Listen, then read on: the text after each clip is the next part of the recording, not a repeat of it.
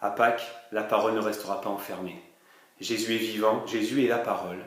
Il est vivant, c'est-à-dire que cette parole va pouvoir maintenant être partagée, diffusée dans la communauté chrétienne, et cette communauté va la porter jusqu'aux extrémités de la terre. Mais attention, Pâques, c'est pas la petite bonne humeur, le discours positif apporté au monde. Pâques, c'est un événement, c'est une expérience.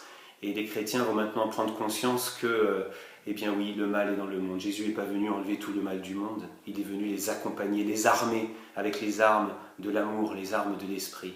Après Pâques, il va y avoir des divisions dans la communauté, la chrétienne va être lapidée, persécution des premiers chrétiens, on va avoir des moqueries, on va avoir Paul qui va devoir fuir des autorités parce qu'il veut garder cette liberté de prêcher. Donc les chrétiens sont ceux qui tiennent bon. Il y a un beau texte dans la lettre aux Thessaloniciens, la deuxième lettre au chapitre 3, où Paul voit la foi des chrétiens et il leur dit « Nous revivons parce que vous tenez bon ».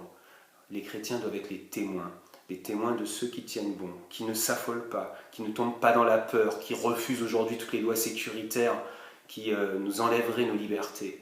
Et effectivement, ils prennent conscience qu'ils vont être dans une vie où il va falloir prendre des risques. Et on se rappelle quand même que depuis des années, les chrétiens se battent dans le monde. Et nous sommes un petit peu dans nos pays occidentaux indifférents à ce qui se passe ailleurs. Nous découvrons que la vie est risquée et qu'il va falloir mener ce combat spirituel alors que beaucoup nous l'ont déjà dit depuis des années. Alors aujourd'hui, oui, ce matin de Pâques, reçois cette joie profonde que la parole n'est pas enfermée et choisis la vie, mais une vie risquée.